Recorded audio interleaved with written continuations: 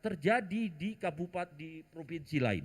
Di 34 provinsi lain tak terjadi kayak Sumatera Utara.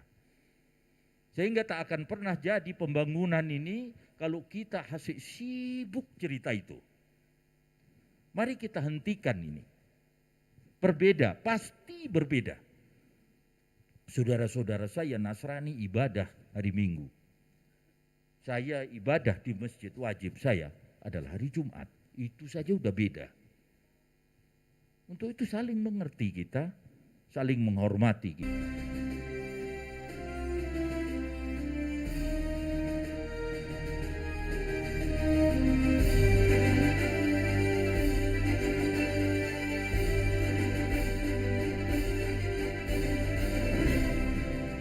Selanjutnya sambutan dari Gubernur Sumatera Utara yang kami cintai, waktu dan tempat kami persilahkan kepada Bapak Legend TNI Purnawirawan Edi Rahmayadi. Kita sambut dengan tepuk tangan yang meriah.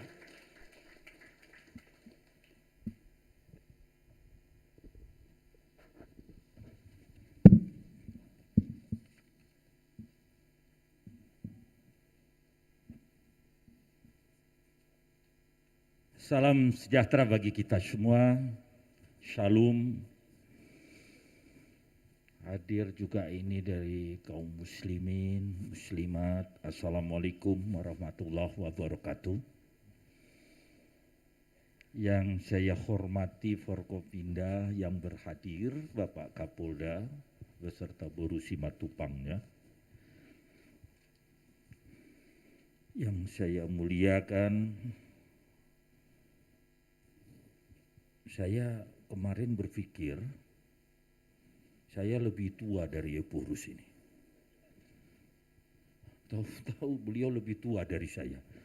Untung nggak saya panggil adik kemarin itu. Ini bedanya yang berurusan dengan duniawi dan rohani. Gitu. Beliau berbicara tentang akhirat terus. Sehingga diberkati oleh Tuhan. Sehingga usia wajahnya pun lebih muda dari gubernur. Bukan wajahnya, usianya. Wajah baby face. Ya, yang saya hormati Pendeta Robinson Butar-Butar beserta unsur jajarannya. Epurus, Ompu, Epurus GKPA, Pendeta Togar Satya Simatupang. Yang hadir juga Jonius Taripar Pehuta Barat. Ini teman berdebat saya kalau di kantor DPR-nya. Tapi beliau tak pernah interupsi. Belum ngomong dah interupsi duluan ini. Untung Pak Nababan ini tak ketua DPR. Termasuk Pak Victor Silain. Para bupati, abangku Bupati Toba, sama kami tempo hari rebutan rezeki di perbatasan PNG dan Merauke. Silap itu naruh semen, hilang kami rebut itu. Tahu-tahu jumpa kami ada di Sumatera Utara ini. Humbangan Sudutan yang saya hormati, tuan rumah Bapak Manurung. Yang khasnya gitu. Seluruh tamu undangan, pertama-tama saya mohon maaf pada saat perjalanan sinode akibat COVID ini kami bersepakat dengan Kapolda, tapi Kapolda yang merintahkan saya saat itu, bayangin itu ada Kapolda berani merintah gubernur. Pada situasinya memang tak bisa begitu juga itu, harus begitu. Tak usah hadir abang katanya. Oh kalau sudah Marga Sregar nyampaikan begitu, tak ikutin lah. Tak hadir saya gitu. Udah abang yakinkan aman itu. Sudah kutaruh orang-orang di sini. Akhirnya berteriaklah orang-orang di sini. Kayak dalam penjara kami katanya di sini. Nanti Pak Epurus, saya mohon beliau dikasih kesempatan ngomong. Jadi biar jelas semuanya, ini tak ada fitnah di antara kita. Gitu. Saudara-saudara saya sebenarnya mengkontak Pangdam. Saya kepingin Pangdam hadir, karena beliau orang baru juga. Tapi beliau nyampaikan, Bang, saya punya waktu sampai 12:30. Karena pesawat 12:30 saya harus terbang ke Padang. Batalion 133 akan berangkat ke Papua. Bang Papahan yang saya hormati, senior saya, guru saya kalau tak ada beliau, tak ada saya ini. Jadi yang bikin saya kayak gini ini, ya beliau ini. Jadi kalau orang yang menyalah-nyalahkan saya, sikap saya kayak gini, salahkan guru saya ini. Sumiharjo Papahan, guru saya ini. Akhirnya dihitung-hitung waktunya tak cukup, sehingga beliau ditip salam kepada Pak Epurus dan jajarannya. Beliau tak bisa hadir. Tapi lain waktu saya akan hadir lengkap nanti dengan Kajati, dengan Kapolda, dengan Pangdam, untuk hadir ke tempat ini. Begitu pentingkah ini? Penting. Guna pembangunan Sumatera Utara yang sama-sama kita cintai ini. Saudara-saudara saya, keberadaan, saya dikasih tulisan ini, diingatkan saya tadi itu, Bapak baca ini biar tak kemana-mana ngomongnya. Dikasih saya tulisan ini. Tapi rasanya kalau ini tak bacakan, berarti orang itu yang jadi gubernur. Bukan saya yang jadi gubernur. Tapi tolong saya minta maaf, saya kepingin ngomong apa saya ngomong gitu. Gubernur lah ngomong, Edi lah ngomong gitu. Pertama saya ucapkan selamat Natal dalam suasana Natal ini dan tahun baru. Semoga kita di dalam tahun baru 2021 lebih baik daripada 2020. Amin. Para pendeta juga yang hadir di sini, para sintua saya yang hadir di sini, tokoh-tokoh agama, adat yang saya cintai dan saya banggakan. Perbedaan di antara kita, saya Muslim, saudara-saudara saya yang hadir ini adalah Nasrani, mayoritas, dan kegiatan ini adalah kegiatan Nasrani. Itu sudah final. Agama adalah pilihan, bukan takdir. Pilihan, kita memilih. Bapak-bapak memilih agama Kristen Protestan, berarti pilihan Bapak. Saya Islam, adalah pilihan saya. Latar belakang itu bukan menjadikan suatu argumen, tapi pilihan itu adalah tujuan kita dan iman kita untuk nanti selesai dalam kehidupan setelah ini. Itu pastinya demikian. Kata guru ngaji saya, tak ada orang yang masuk surga yang tidak baik. Beliau tak nyampaikan sama saya agama apa yang masuk surga, tapi yang dibicarakan disampaikan saat itu kepada saya, tak ada orang yang masuk surga yang tidak baik. Jadi apapun agamanya, kalau itu tak baik, tak nyampe ke surga itu. Inilah agama ini. Saya percaya itu akan seperti itu. Saudara-saudara saya, Bapak Epurus yang saya hormati, HKBP adalah organisasi agama yang besar.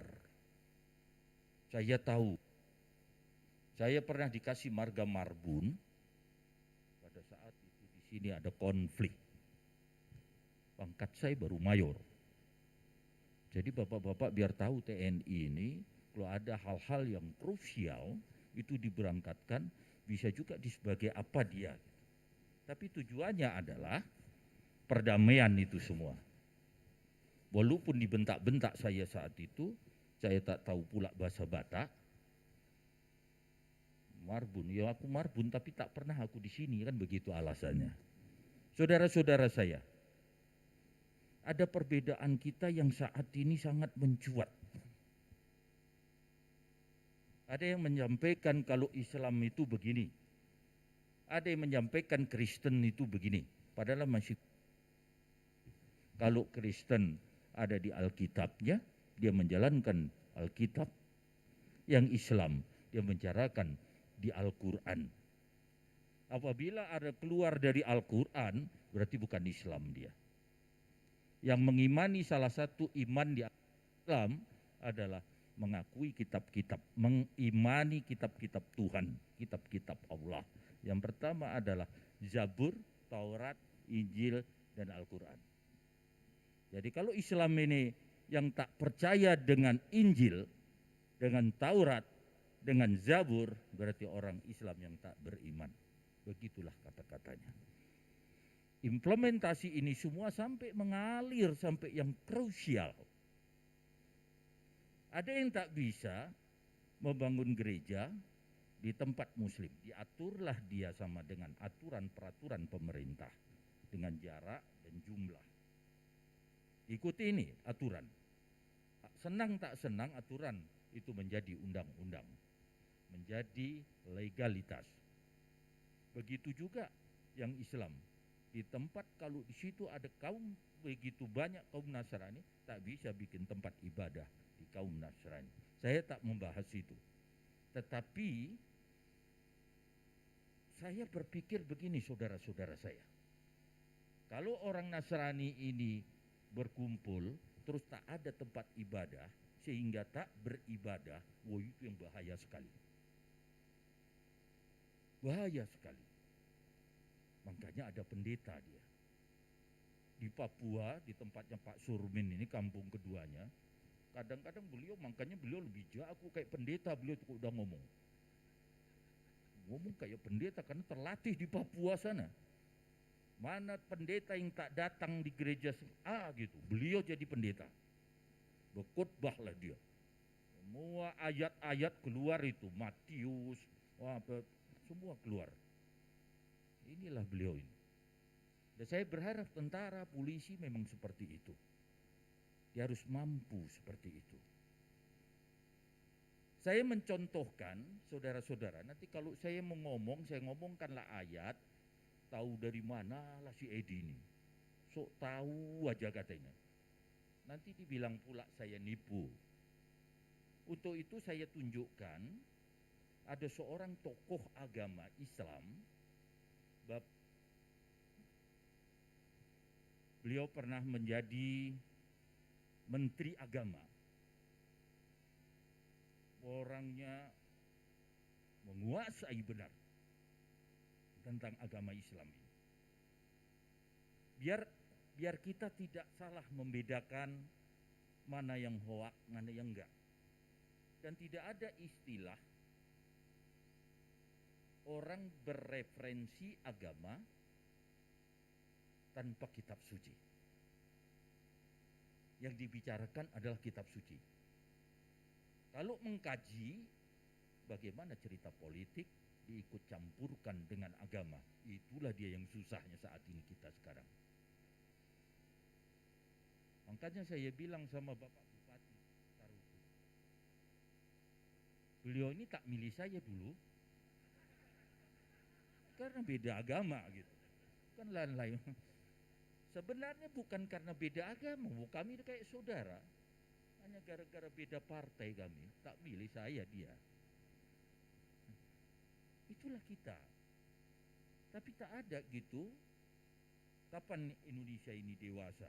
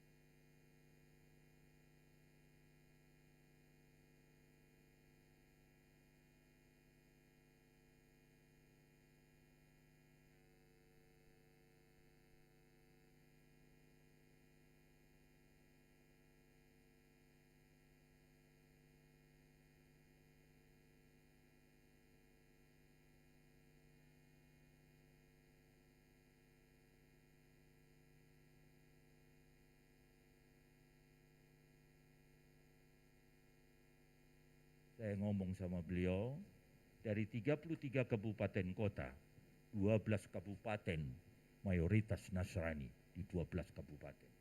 Di 5 kabupaten 50-50, Islam dan Kristen. Sisanya memang mayoritas Muslim. Inilah Sumatera Utara.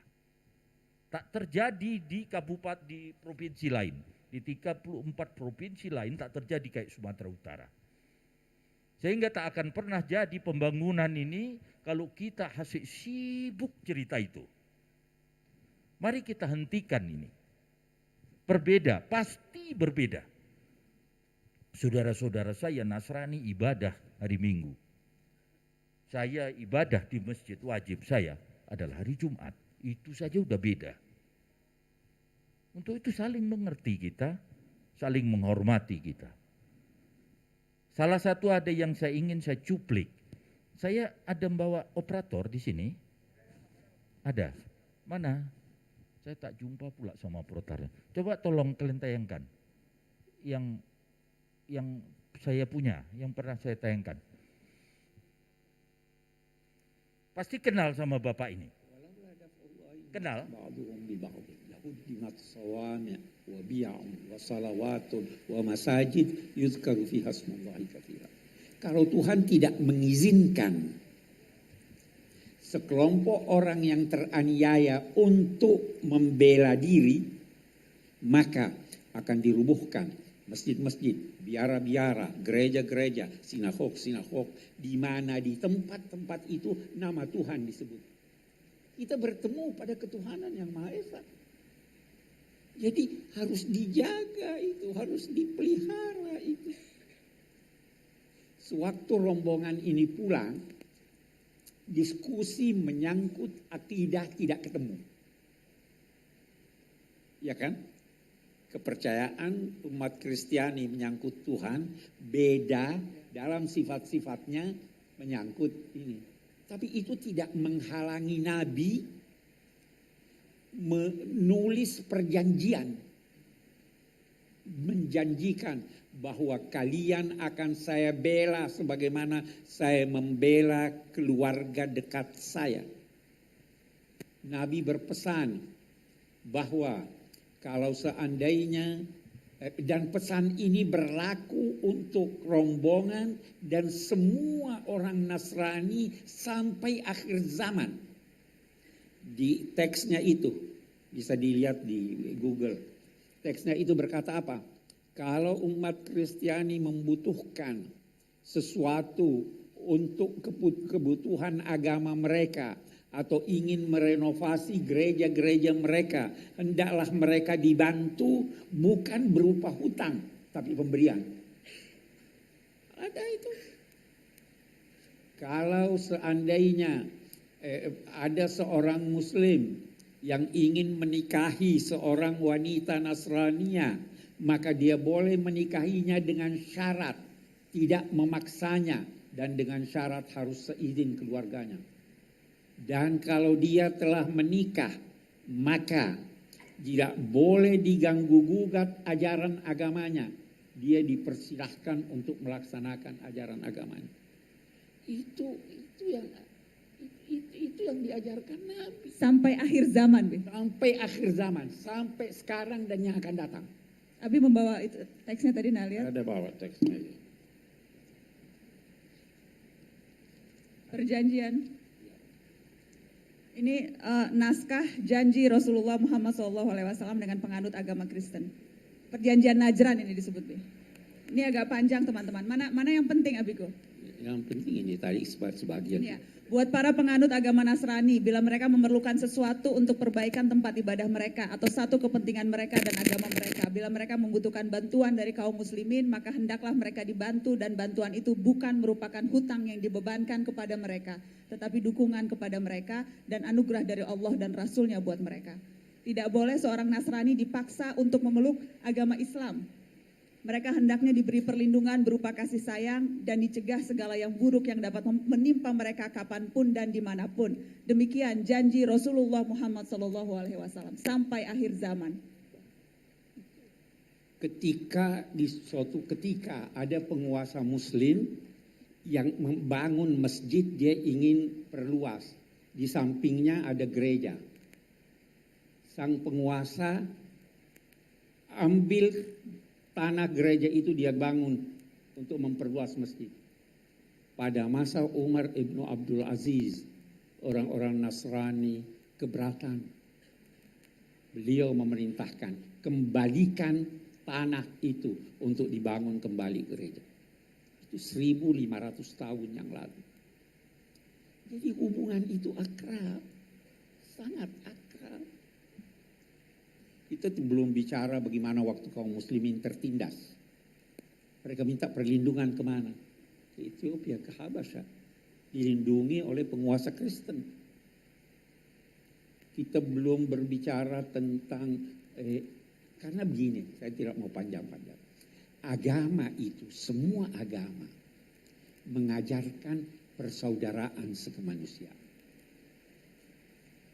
Semua agama. Sayyidina Ali berkata, jika engkau bertemu seseorang, maka kalau dia bukan saudaramu seagama, dia adalah saudaramu sekemanusiaan. Sekemanusiaan.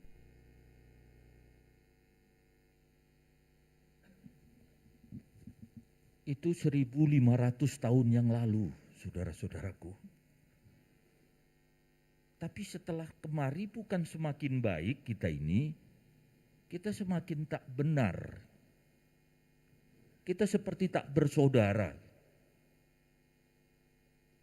Saya tak tahu apakah ini hanya perasaan saya. Gitu.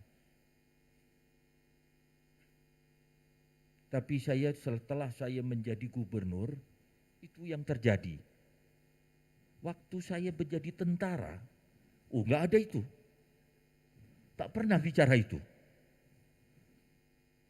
Tapi sekarang saya jadi gubernur, udah lain persoalannya.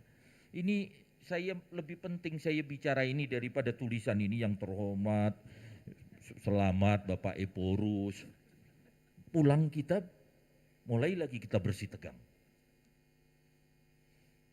Mari kita tantangan untuk umat ini. Umat ini macam-macam. Kalau dia berbuat salah, ada Pak Polisi. Biar Pak Polisi yang mengatur.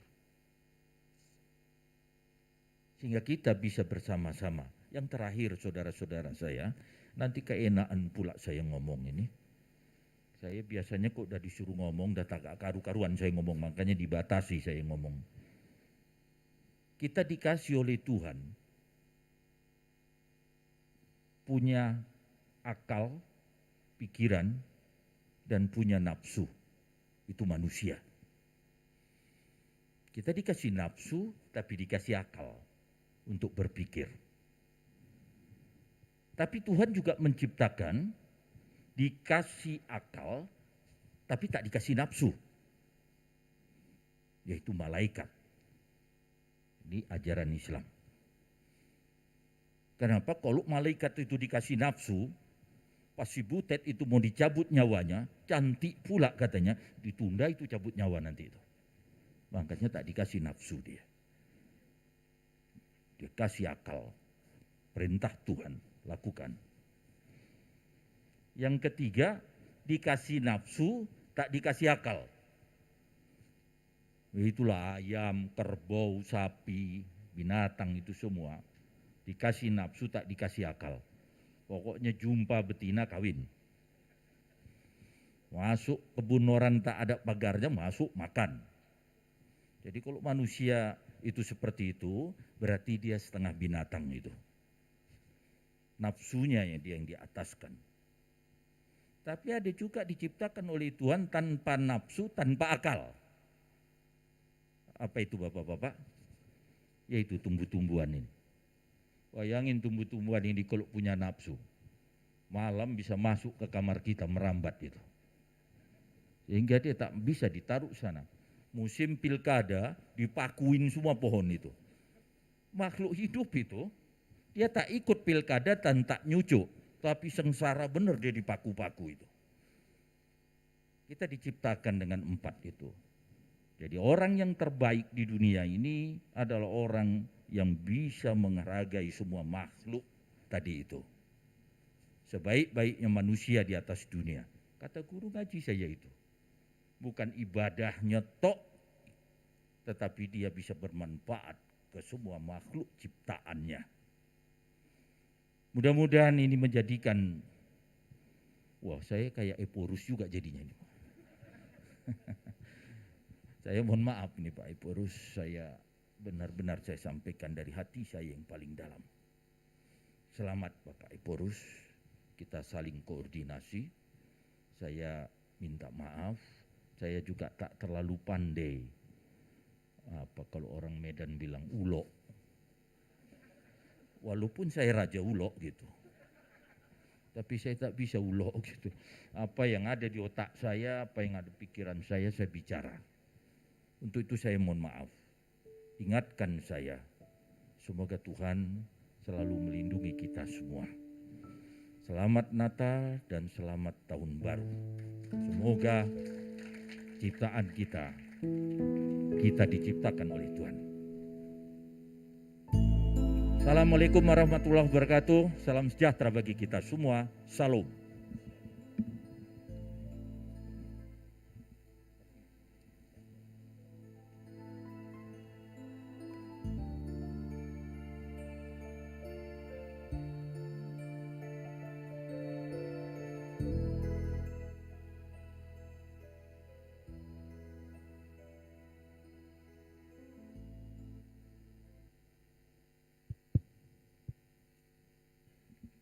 Bapak Gubernur yang kami sayangi,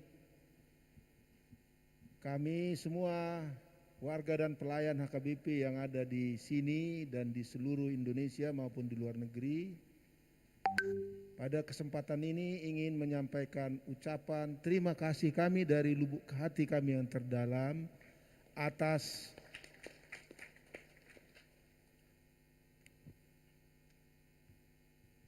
kasih sayang Bapak pada HKBP. Bapak hadir dalam satu kesempatan di mana kami bersatu hati untuk berdoa agar HKBP dapat melakukan tugasnya lebih baik lagi mulai tahun ini. Kami sangat menghargai pesan Bapak tadi agar kita saling bahu-membahu, mengesampingkan perbedaan kita, memeluk kebersamaan kita untuk membangun kesejahteraan di Sumatera Utara ini.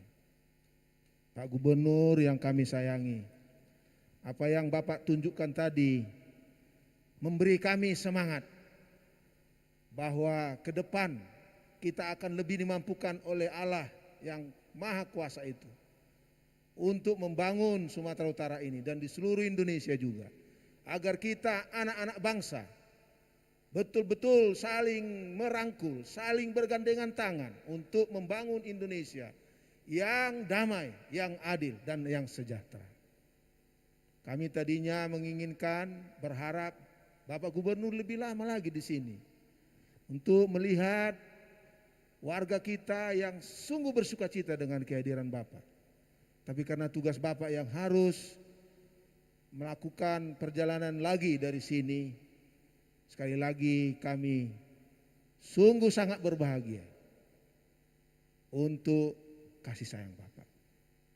Kami bertekad, seluruh warga kami akan bersama Bapak untuk memajukan provinsi kita yang kita sayangi ini. Dan izinkan saya berbicara kepada kita semua warga HKBP. Waktunya sudah tiba bahwa terang kita, garam kita akan kita tunjukkan bersama-sama dengan Bapak Gubernur, agar tidak lama lagi Sumatera Utara bisa menjadi satu provinsi yang membanggakan Indonesia yang kita sayangi. Doa kami Pak, Bapak bersama kawan-kawan, anak-anak bangsa yang berada di sekitar Bapak dilindungi oleh Tuhan, diberi hikmat untuk membangun Sumatera Utara. Izinkan saya meminta tepuk tangan dari kita semua untuk Bapak kita ini.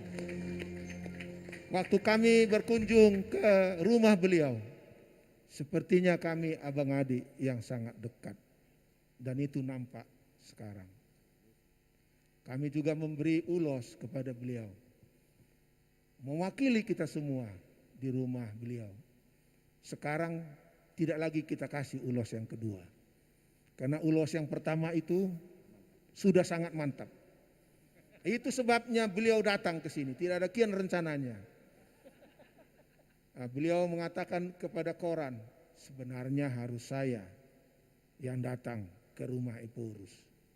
Tapi karena Bapak punya waktu yang sibuk, kami menyempatkan diri datang untuk menyapa Bapak dan bersilaturahmi. Dan saya senang bahwa Bapak akan membantu kami dalam usaha kami meminta Bapak agar tanah HKBP di Huta Saleng yang sempat dipakai oleh pemerintah dikembalikan lagi.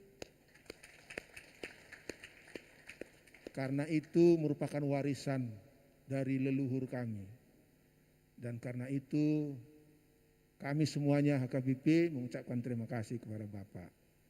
Kami akan menggunakan tempat itu untuk melakukan pemberdayaan rakyat kita, warga kita di sekitar Lagu Boti.